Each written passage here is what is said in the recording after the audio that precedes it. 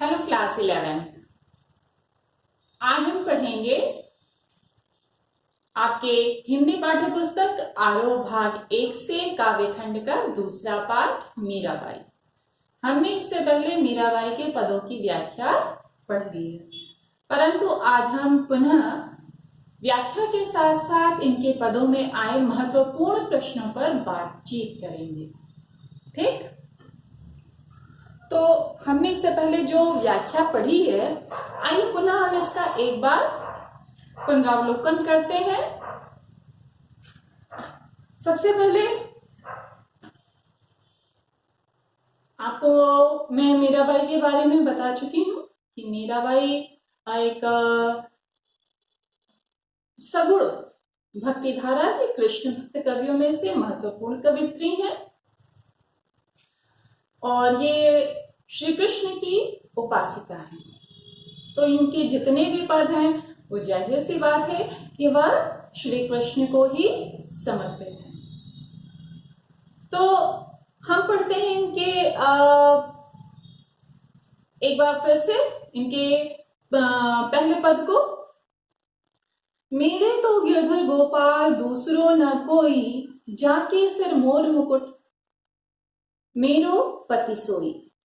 मीराबाई कहती हैं कि उन्होंने पूरी दुनिया के सामने उन्होंने अपने प्रेम को स्वीकार किया है खुले शब्दों में, और वह कहती हैं कि मेरे पति तो वही हैं जो क्या है, जो मोर मुकुट को धारण करने वाले, मोर मुकुट को धारण करने वाले साथ ही जिन्होंने सबका उद्धार करने के लिए गोवर्धन पर्वत को उठा लिया था।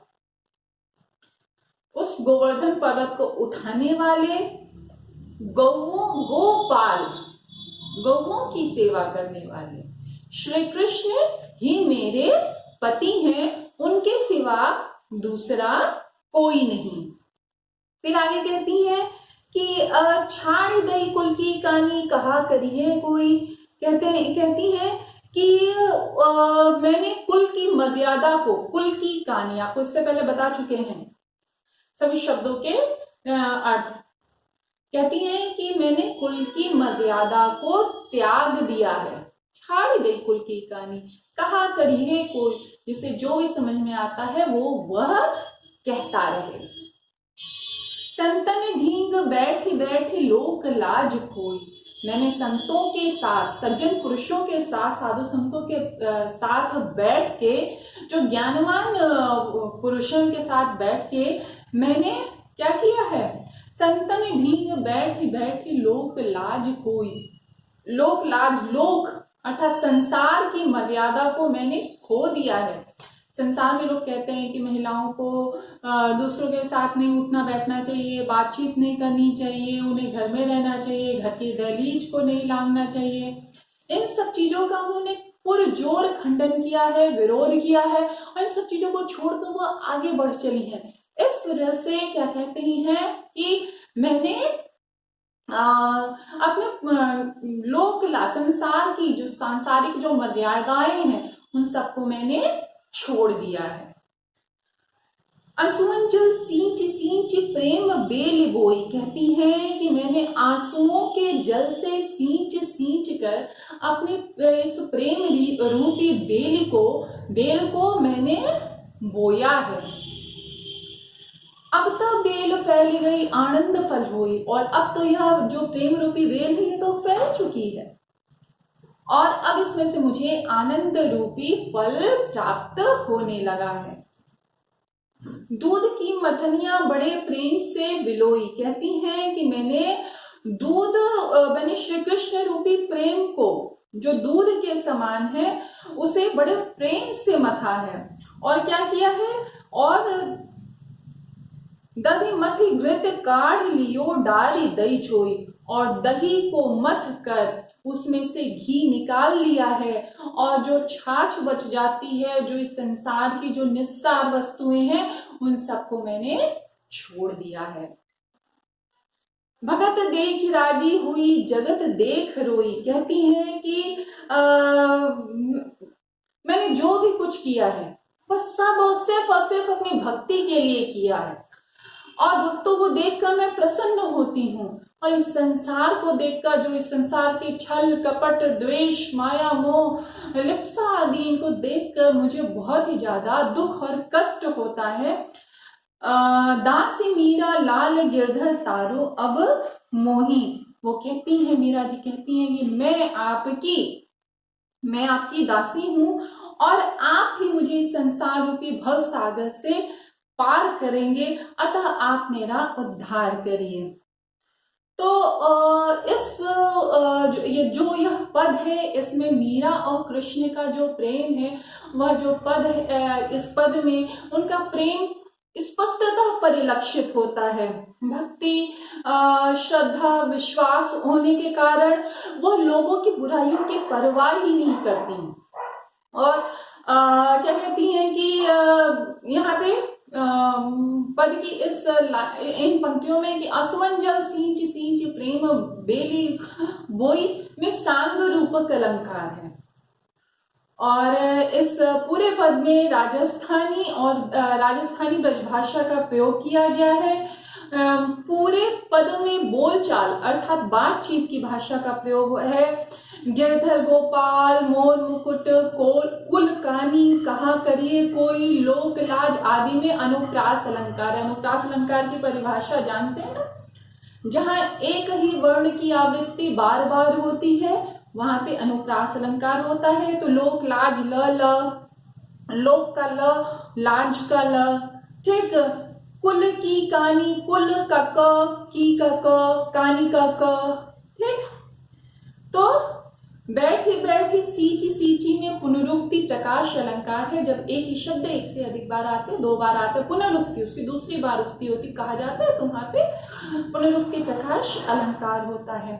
बच्चों, अब हमने इस पद में आए हुए महत्वपूर्ण प्रश्नों पर बात करनी है।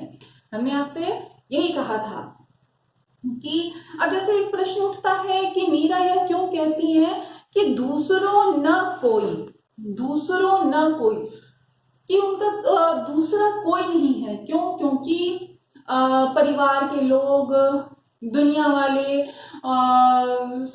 जितने भी संसार के लोग हैं, उनके देवर हैं, उनकी नंद हैं, और जितने भी लोग हैं सब जो है उनको अपमानित करते हैं।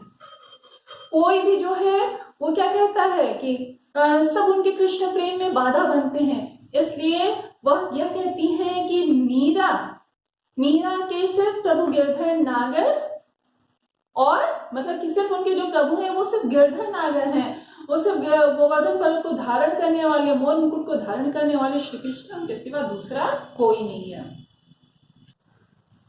तो बच्चों, अगला प्रश्न होता है कि मीरा जो है वो किसके प्रति समर्पित हैं और क्यों? तो आप सबको पता है कि मीरा जो है वह कृष्ण के प्रति समर्पित है।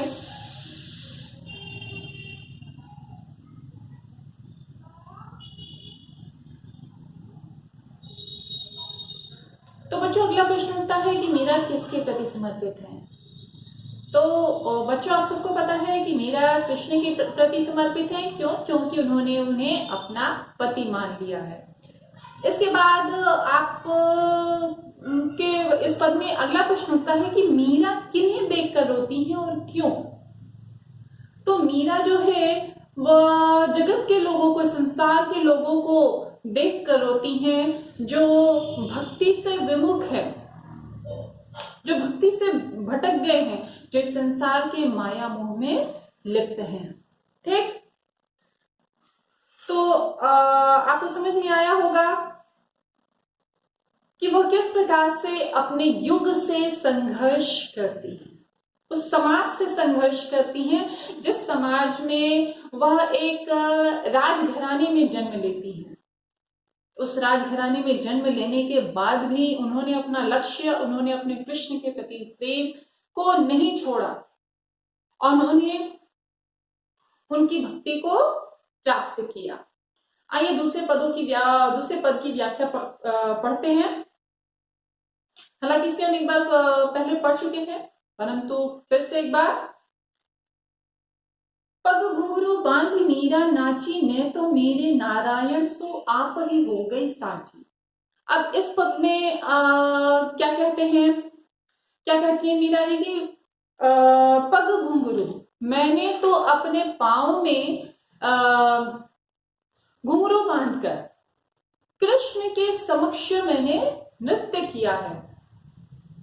मैं कृष्ण के समक्ष जो है नाची हूं, और जो भी इस दृश्य को देख रहा है वह यह देख ले, वह यह जान ले, समझ ले कि मैं इस प्रकार से स्वयं ही सच्ची हो गई हूं।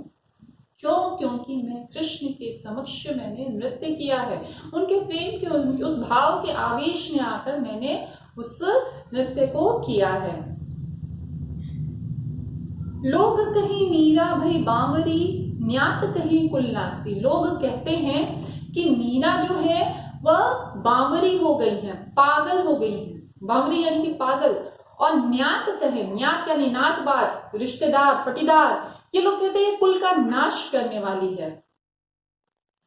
विष का प्याला राणा भेजिया, पीवत मीरा हासी। जो विष है, जो जहर का प्याला है, उस मीरा जी को मारने के लिए उनके देवर राणा ने उनको मारने के लिए विष का प्याला भेजा, जिसे मीरा ने पीवत मीरा हासी, जिसे मीरा ने हंसते हंसते पी लिया। तो उसी बात को लेके कहती है कि विष का प्याला राणा भेजिया, पीवत मीरा हासी। विष के प्याले को राणा ने भेजा है, मारने के लिए भेजा है मीरा जी को, परंतु मीरा ने उसे हंसते हंसते पी लिया है। बच्चों, इस बात से सिर्फ इतनी ही बात जाहिर नहीं होती है कि मीरा की इस तरह से मीरा को मारने का प्रयास होता है। जहर का प्याला सिर्फ वो जहर का प्याला नहीं है कि किसी को जहर का प्याला आपने भेज दिया, वो दे दिया, वो पी के मर गया। मीरा ने उस जहर के प्याले को पिया है जो रोज प्रतिदिन उनके नात-बात, उनके रिश्तेदार, उनके कुल के लोग, उनके समाज के लोग उनको देते हैं। अपनी बोली के माध्यम से, तानों के माध्यम से, उल्हानों के माध्यम से। जैसा कि आप पद में आपने पढ़ा कि वो मीरा जी स्वयं कहती है कि लोग कहते हैं कि कुल का नाश करने वाली है, मीरा भाई बावरी, मीरा पागल हो गई है। तो ये सब बातें जो है वह स्पष्ट करती है कि वो उनको मानसिक रूप से कितना ज्यादा प्रताड़ित कर रही थी। मीरा के प्रभु गिरधर नागर, सहज मिले अविनाशी। कहती है कि मीरा के जो प्रभु हैं वो तो गोवर्धन पर्वत को धारण करने वाले अविनाशी श्री कृष्ण हैं, जिनका कभी नाश ही नहीं हो सकता। मीरा के प्रभु गिरधर नागर, नागर यानी चतुर, और चतुर कृष्ण हैं जो सहज मिले अविनाशी, जो सहजता से प्राप्त हो सकते हैं। इनको पाने के लिए कोई बहुत ज्यादा प्रयत्न और प्रयास की आवश्यकता नहीं है। वाणी की सहजता, हृदय की सहजता, मनुष्य के व्यक्तित्व की सहजता, बस इतना ही ईश्वर को प्राप्त करने के लिए काफी है। और इस प्रकार से उन्होंने श्री कृष्ण को प्राप्त कर लिया है, अर्थात उन्हें श्री कृष्ण के जो दर्शन है वह सहजता से प्राप्त हो चुके हैं। इस पद में जो है मीरा ने श्री कृष्ण के प्रति अनन्य प्रेम और भक्ति का बहुत ही सुंदर निरूपण किया है। और इस पद में जो है मीरा के भक्ति के भावावेश में होकर नाचने की बात कही गई है। और मीरा का जो काव्य जो है यह गीति काव्य के अंतर्गत आता है। उन्होंने अत्यंत सहज ढंग से अपने हृदय की बात को अपनी भाषा के माध्यम से कहा है। उन्होंने भावानुभूति की तीव्रता को सहज और साधारण शब्दों में हमारे सामने रखा है। तो बच्चों, इस पद में आपको समझ में आया होगा कि किस प्रकार से जो है उनको समाज के ताने उल्हाने सुनने को पड़े। समाज उनका किस प्रकार से बहिष्कार करता है, उनको बावरी कहता है, उनको हर रोज उल्हाने रूपी जहर को पीना पड़ता है, उन तानों को सुनना पड़ता है। आप सोचिए, आज के समय पे जब कोई महिला जो है बाहर निकलती है तो उसे कितनी ज्यादा समस्याओं का सामना करना पड़ता है। जिस समय मीरा निकल रही है, वह एक राजकुल की वधु है, राजकुल की कन्या है, जिस समय वह बाहर अपने घर से निकल रही है तो समाज से वो किस प्रकार से टकरा रही होंगी। सिर्फ यहाँ पे मीरा जो है सिर्फ कृष्ण प्रेम की ही बात नहीं करती है। मीना के माध्यम से हम उस युग की स्त्री का, पूरी स्त्रियों का हमको चरित्र समझ में आता है कि किस प्रकार से उनको वो घर की चार दीवारी में कैद थी। किस प्रकार से समाज स्त्रियों के साथ व्यवहार करता है, वो किस प्रकार से उनको ज्ञान से वंचित रखता है। ये सब कुछ एक स्त्री मीरा के माध्यम से उस पूरे युग की बात हमको समझ में आती है। वो अपने समय से, अपने उस युग से पूरी तरह से सीधे सीधे टकराती हैं और परंतु अपने लक्ष्य से विमुख नहीं होती है। वो उनका लक्ष्य सिर्फ एक रहता है, कृष्ण भक्ति, और उस भक्ति को वह प्राप्त करती है। इस पद में सीधे सीधे मीरा पर हुए अत्याचारों का हमको संकेत मिलता है कि उन पर किस प्रकार से अत्याचार हुए। जैसा कि आपने पढ़ाई, आपको वो सीधे लिखती हैं कि विष का प्याला राणा भेजा पीवत मीरा हंसी। मीरा ने हंसते हंसते उस जहर के प्याले को पी लिया है। और बार बार आपको मैं यही बता रही हूँ कि वह विष का प्याला तो था ही जिसे राणा ने भेजा पीने के लिए, उनको मारने के लिए, परंतु वो विष का प्याला सिर्फ एक वही विष का प्याला नहीं था कि वो इस जीवन लीला को समाप्त कर दिया जाए। वो विष का प्याला उनको रोज पीना पड़ा, रोज समाज से, परिवार के लोगों से, राणा से ताने और उलाहने रूपी रूप में उनको प्रत्येक दिन मिलता रहा। और इस पद में स्पष्ट होता है कि मीरा का कृष्ण के प्रति कैसा अटूट विश्वास और उनके प्रति कैसी अटूट श्रद्धा है। इस पद में स्पष्ट दिख रहा है कि वह तन्मय होकर कृष्ण के प्रेम में नाचती हैं और कृष्ण के अनुराग में कृष्ण को वो नए नए उपनामों से, नए नए नामों से संबोधित करती हैं, नए नए नामों से उनको अभिसिंचित करती हैं। जैसे कहीं वो उनको गिरधर नागर कहती हैं, कहीं अविनाशी कहती हैं, कहीं नारायण कहती हैं। और इस पद में अनुप्रास अलंकार जो है वो आपको जगह जगह नजर आ रहा है। जैसे गिरधर नागर में आखिरी का र और जो है, और इसमें संगीत लय माधुरी की दृष्टि से यह पद जो है बहुत ही मनोहर है। भक्ति रस की अभिव्यक्ति स्पष्टता होती है। अब इस पद में आए हुए हम महत्वपूर्ण प्रश्नों पर बात करेंगे। वह महत्वपूर्ण प्रश्न क्या है कि लोग मीरा को बावरी क्यों कहते हैं। लोग मीरा को बावरी इसलिए कहते हैं क्योंकि वह कृष्ण के प्रेम में नृत्य करती हैं। वह उनके बारे में सब कुछ जानने को, उस ज्ञान की बातें जानने को पूरी तरह से तत्पर हैं और भावावेश में आकर वह नृत्य करने लगती हैं। इस वजह से लोग उनको बावरी अर्थात पागल कहते हैं। अगला प्रश्न इस पद में उठता है, मिस मीरा जो है किसके प्रेम में अनुरक्त थी और क्यों। तो मीरा कृष्ण के प्रेम में अनुरक्त थी क्योंकि उन्होंने उनको अर्थात श्री कृष्ण को अपना पति, अपना सब कुछ मान लिया था।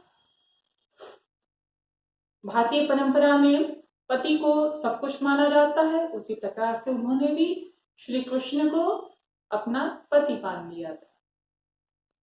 अगला प्रश्न उठता है कि मीरा के कुल बंधुओं ने उनके साथ कैसा व्यवहार किया। तो मीरा के कुल बंधुओं ने उनके साथ कभी भी अच्छा व्यवहार नहीं किया। आपकी पुस्तक के एक पद में सिर्फ राणा की बात कही गई है कि राणा जो है वह उनको विष का प्याला भेजते हैं। तो सिर्फ राणा ही नहीं, उनकी सास, उनकी ननद, सब उनको, उनके कुल, उनके रिश्तेदार, उनके पटीदार, समाज के लोग सब उनको बुरा भला कहते हैं, सब उनको बुरा ही कहते हैं, सब उनको कुल का नाश करने वाली, पागल आदि चीजों से उनको संबोधित करते हैं। उनको मारने के लिए जहर का प्याला भी भेजा जाता है, जिस कारण वो समाज से कभी वो खुश नहीं रह पाए। छोटी उम्र में ही विवाह हो जाने के बाद कुछ सालों में उनके पति की मृत्यु हो जाती है। फिर ससुर जो होते हैं वो उनको बहुत मानते हैं, पिता के समान मानते हैं, उनकी भी मृत्यु हो जाती है। फिर उसके बाद उस संसार में, उस समाज में और उस परिवार में वह एक राजवधू भी होने के बाद भी उनकी मन स्थिति समझने वाला कोई नहीं होता है।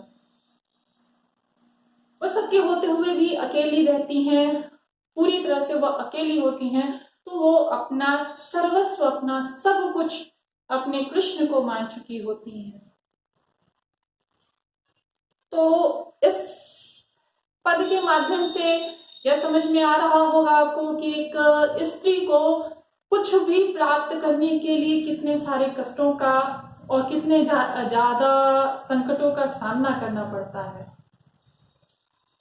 तो इस प्रकार से हमने यह जाना कि मीरा किस प्रकार से कृष्ण को समाज के उलाहने, दबाव आदि के बाद भी उनकी भक्ति नहीं छोड़ती, उनका अनन्य प्रेम उनके प्रति बना रहता है, जो हमें यह सीख देता है कि किसी कैसी भी परिस्थिति आए, कैसा भी समय आए, हमें अपने लक्ष्य से भटकना नहीं चाहिए। तो बच्चों, आज के लिए इतना ही। Bye bye.